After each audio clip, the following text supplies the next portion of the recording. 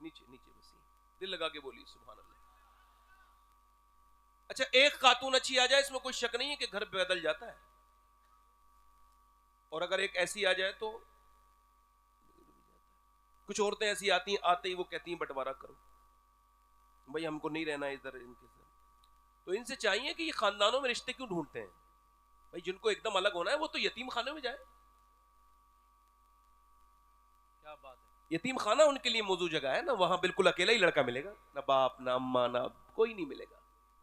क्या बात, मगर अगर एक कोई नेक आ जाए, वाह वाह, गैर मुनक़सिम हिंदुस्तान में पंजाब साइड में एक चौधरी थे बाज़ैद, उनके 2 बीबियां थी, 100 नौकर, 1000 से ज्यादा बीघा जमीन, यानी 1000 बीघा जमीन तो बड़ा आदमी होता है ना, इस जमाने में तो और भी बड़ा, उस जमाने में भी बहुत बड़ा। अब जब उन्होंने 2 बीबियां थी, उन्होंने तीसरी शादी कर ली और तीसरी बीबी उन्हें ठीक मिल गई। कभी कभी बीबी ठीक भी मिल जाती है, इनको तीसरी ठीक मिली। ये इस वजह से कह रहा हूं कि वो नमाज पढ़ती थी। आप भी बोलो जरा सुभान अल्लाह, जल्दी बोलो। आप में से जितने लोग ये समझते हो कि हमारे पास नेकियों की कमी है, वो सुभान अल्लाह बोले। हाँ बस बस ठीक। अब ये मिंबर भी माशाल्लाह फुल हो गया है, और उधर बाहर से मत आने दो किसी को, ठीक है? उधर उधर फुल हो गया है, क्या करें भाई, अब दूसरी जमात होगी तो ये लोग नमाजी आए तो फिर उसके बाद। तीसरी शादी, कितनी शादी हुई? तीसरी बीवी उन्हें ठीक मिल गई, क्योंकि नमाजी थी, अल्लाह वाली थी, मगर वो कोई ऐसी बेअकल नहीं थी, बेवकूफ नहीं थी कि वो जैसे हम लोगों में कुछ लोग बेवकूफ होते हैं, नमाज पढ़ के दूसरे लोगों को सब कुछ जहन्नमी समझते हैं, हाँ, वो ऐसी नहीं थी। वाह, वो नमाजी भी थी और उसको खबर थी कि नमाजी बनाना कैसे है। मतलब ये नहीं था कि एकदम एकदम जाकर के अपनी जो लड़ाई शुरू कर दे अपनी सौतनों से, तुम नमाज नहीं पढ़ती मैं नमाज पढ़ती हूँ, ये गर्रा दिखाना शुरू कर दे। अगर नमाज आजिज़ी पैदा न करे तो वो कैसी नमाज है? हाँ, वाह, नाक न लगे नमाज न हो, ये हजरत मुफ्ती साहब क़िबला तशरीफ रखते हैं। आप देखें, इनसे पूछे, उलमा से आप पूछे कि बगैर नाक के लगे नमाज नहीं होती, नाक से नमाज का क्या ताल्लुक है भाई? कभी आप सोचते हैं इस बात को? हम आलिम साहब से कह रहे हैं मुफ्ती साहब आप इजाजत दे दीजिए ना, मेरे माथा लग गया नमाज हो गई। नहीं नहीं, नाक की हड्डी लगेगी तभी होगी। इसका मतलब जो मेरे समझ में आया मैं आपको समझा रहा हूं, बाकी जो इसकी असली हिकमत है उलमा बताएंगे। नाक न लगे नमाज ना हो, शीशगढ़ वालों ध्यान रखना, और आज के बाद किसी घमंडी नमाजी को देखो तो ये बात उसके सामने बयान कर देना। सुनो, नाक न लगे नमाज ना हो मतलब एक ही है कि नाक से क्या मतलब? नाक से मतलब है नाक कटी भी नहीं होती है, फिर भी लोग कहते हैं नाक कट गई, फला की नाक कट गई। किसी की नाक बिल्कुल बिल्कुल जो मीडियम होती है, फिर भी कहते हैं बड़ी नाक वाला है, यानी बड़ी इज्जत वाला है। तो नाक है इज्जत की अलामत, ये जब तक सजदे में जाके रगड़ेगा नहीं नमाज होगी नहीं। मतलब जाहिर है नमाज ना हो, जाहिर में नमाज तब तक नहीं होगी जब तक नाक नहीं लगेगी, और बातिन में नमाज तब तक नहीं हो सकती जब तक घमंड सीने के अंदर रहेगा।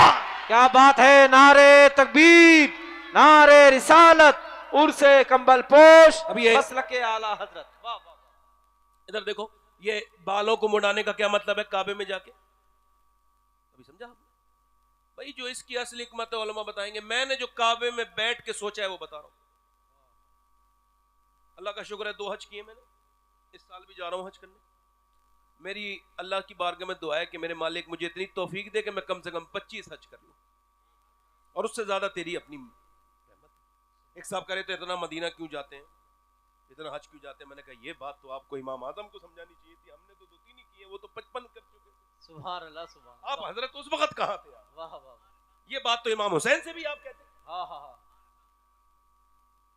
वाह, भाई आप ज्यादा काबिल हैं तो हम आपकी उसमें, हम तो आपकी फाइट में आते ही नहीं है ना भाई। ये तो उस मदीने वाले से पूछो ना, वो बुलाते क्यों है इतना मेरे आका?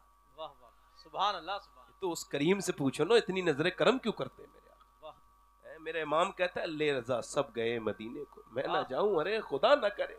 क्या बात, फिर कहीं कहते हैं फिर ना करबट ली मदीने की तरफ, अरे वो चल झूठे बहाने वाले।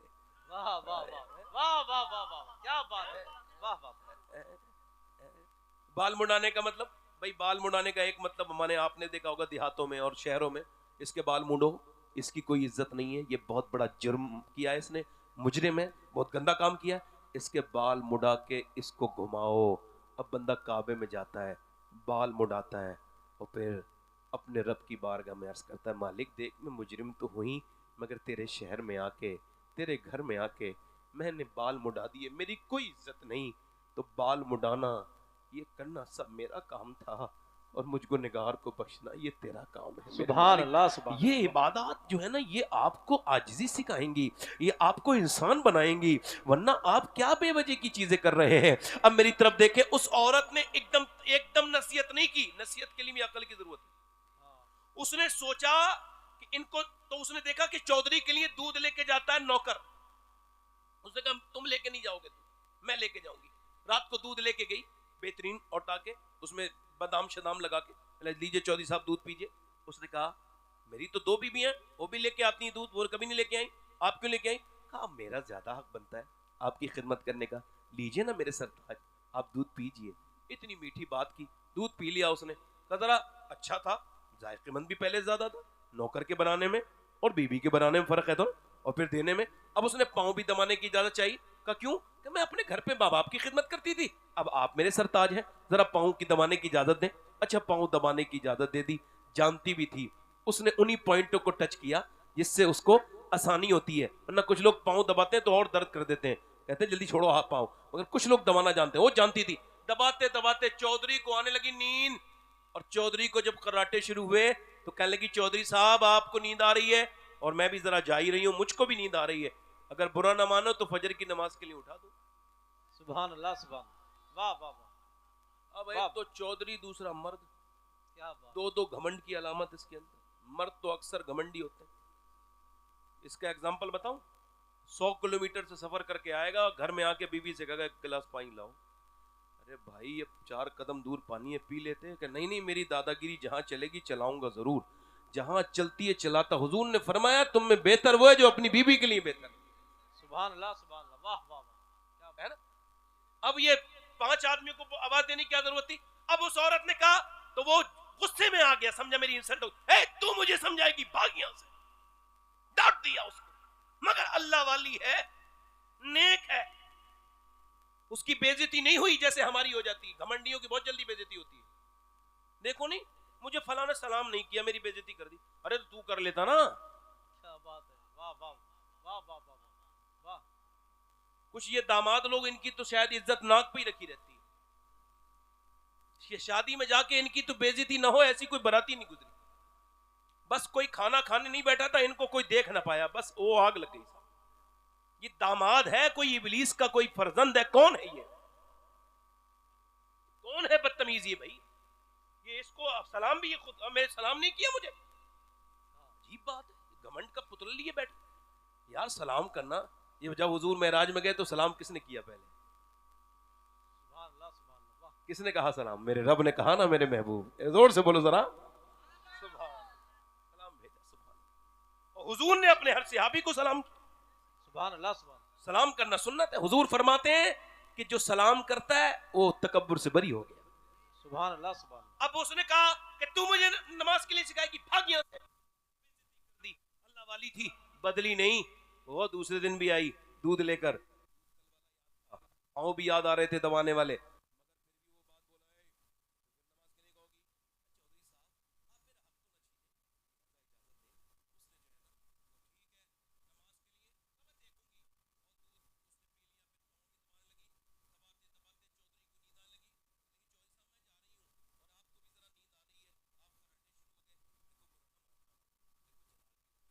और गुस्सा ना हो जाना मेरे सरताज, अगर बुरा ना मांगने तो सुबह फजर में उठाऊं, आओ देखा ना ताओ। अचानक जोर से लात मारी, ऊपर पलंग पे बैठी थी, नीचे गिरी, पत्थर में मुंह लगा, मुंह का ये जबान पूरी अब होठ फट गया और यहां से खून के लोथड़े नीचे को गिरने लगे।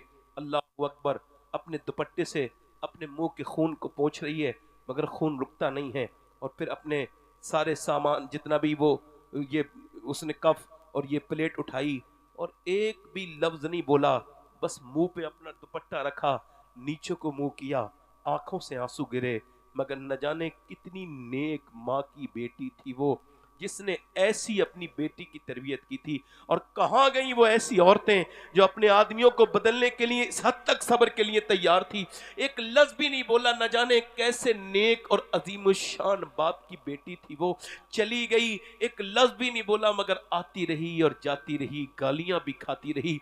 एक दिन चौधरी जब गालियां भी खाती रही, चौधरी ने उसे एक दिन देखा और देखने के बाद कई हफ्तों के बाद बोला, चौधरी ये बता कि तुझे मैं मारता हूं, गाली बकता हूं, ठोकरे मारता हूं, तू फिर भी बार बार आती है, ये बता तुझे मुझसे लालच क्या है? चौधरी की बेटी है, तेरा बाप नामवर चौधरी इज्जतदार घराने की लड़की है, तेरी रोज बेइज्जती करता हूं, गालियां देता हूं, पूरा घर देखता है, फिर भी तू मुझे नमाज के लिए क्यों कहती है? कह लगी, चौधरी साहब मैं नमक हराम नहीं हूं, नमक हलाल हूं। वाह वाह वाह वाह, क्या कहे। तेरे घर में रहती हूं, तेरा नमक खाती हूं चौधरी। चौधरी अगर तेरा नमक खाती हूं, मेरे नबी फरमाते हैं बेनमाजी जब मरेगा उसको इतनी प्यास लगेगी सातों समंदर का पानी भी पी ले उसकी प्यास नहीं बुझेगी।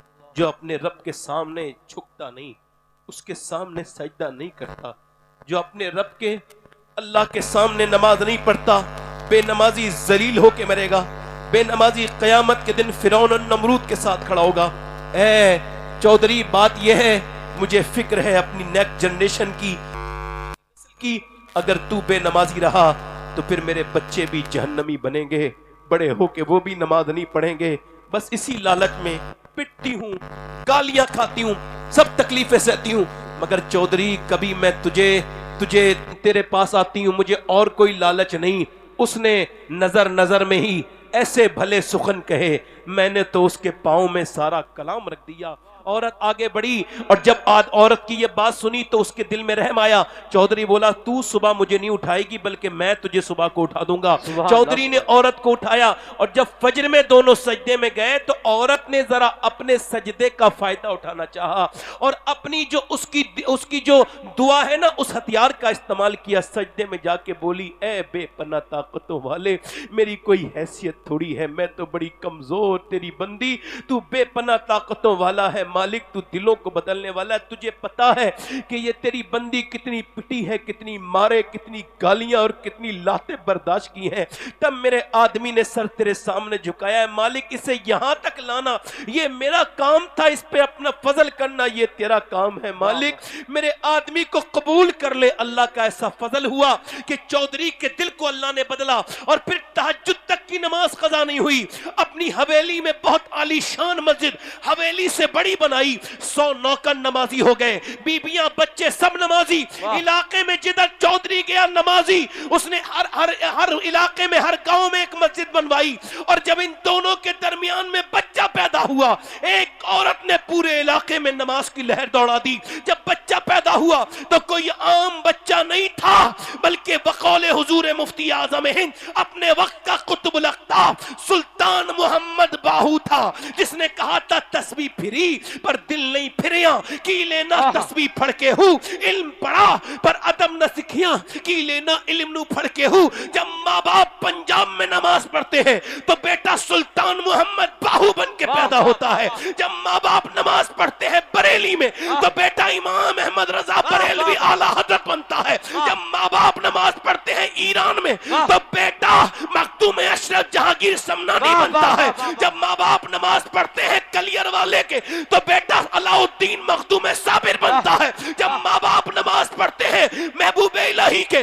तो बेटा निजामुद्दीन महबूब इलाही बनता है। जब माँ बाप नमाज पढ़ते हैं मोइनुद्दीन चिश्ती के तो बेटा गरीब नवाज हिंदल वली बनता है। जब माँ बाप नमाज पढ़ते हैं कुतुबुद्दीन बख्तियार काकी के तो बेटा कुतुबुद्दीन बनता है। माँ बाप जब नमाज पढ़ते हैं अब्दुल कादिर जिलानी के तो बेटा गौसे आजम बनता है। जब माँ बाप नमाज पढ़ते हैं तो फिर बेटा कंबल पोश बनता है। जब माँ बाप नमाज पढ़ते हैं मदीने में तो फिर बेटा हुसैन करबला में सर रखता है और कहता है मेरी माँ आप जब रात को सजदा करती थी सुबह को सर उठा भी लेती थी, हुसैन जब सर सजदे में रखेगा तो रखेगा करबला में उठाएगा कयामत। नारे